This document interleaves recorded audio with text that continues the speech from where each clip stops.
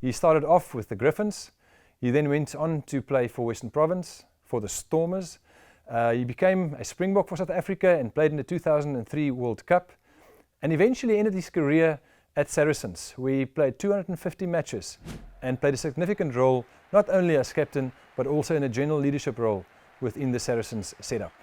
Yeah, Tini, Saracens was a 2-year plan, which ended up in an 11-year stay, which was a really fond time of my career, and it extended my career. And obviously the trick was playing in a position where you didn't have to tackle much, so that's what let me play that long.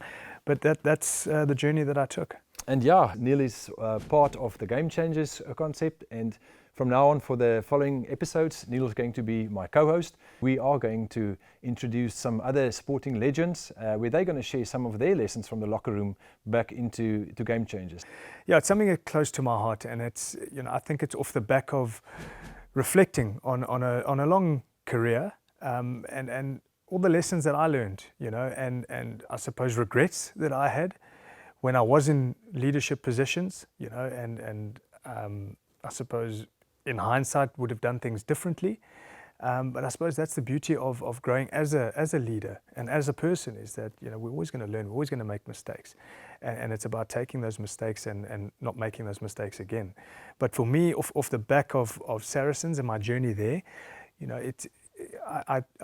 I suppose I was in the shallow end of trying to do what Game Changers is planning to do, and that's to marry and to create a rigorous platform through yourself and through other guys that sport can then plug into, that can be translated into the business world. And I think that could have a powerful impact on teams that are looking to at least not necessarily improve. We're not necessarily going to be the silver bullet, but it might just give a different way of viewing things and a different way of looking at things and approaching things for teams.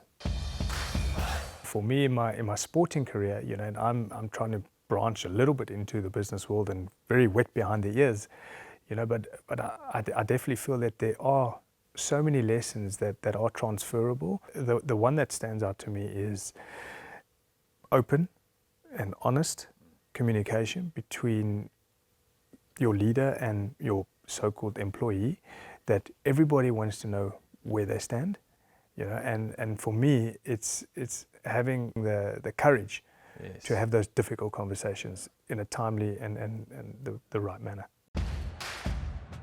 It was a simple agreement.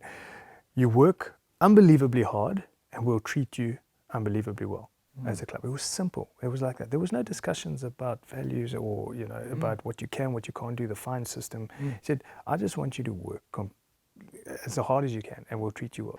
And what we realized quickly as a group, that this agreement on effort was a non-negotiable. And I think what he was subtly doing is taking away the pressure of the result. And the whole idea is that he wanted to focus on the process. I think it galvanized us. It set a foundation, I think, for Saracens that galvanized us, pulled us together.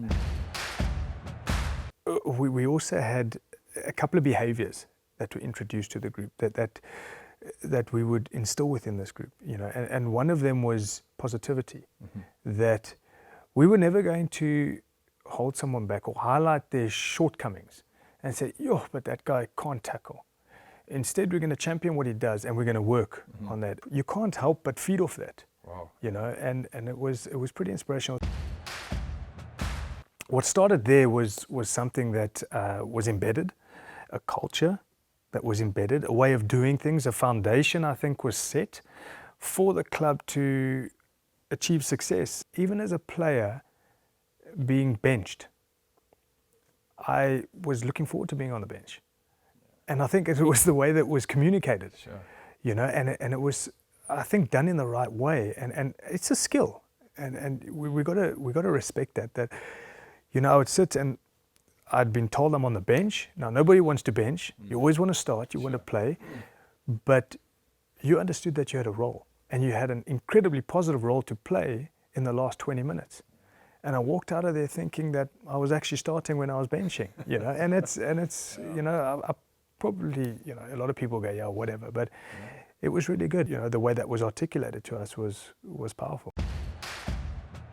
I think the older you get and the more experience you get in a team and in a leadership role, the more you take lessons from what you've done previously.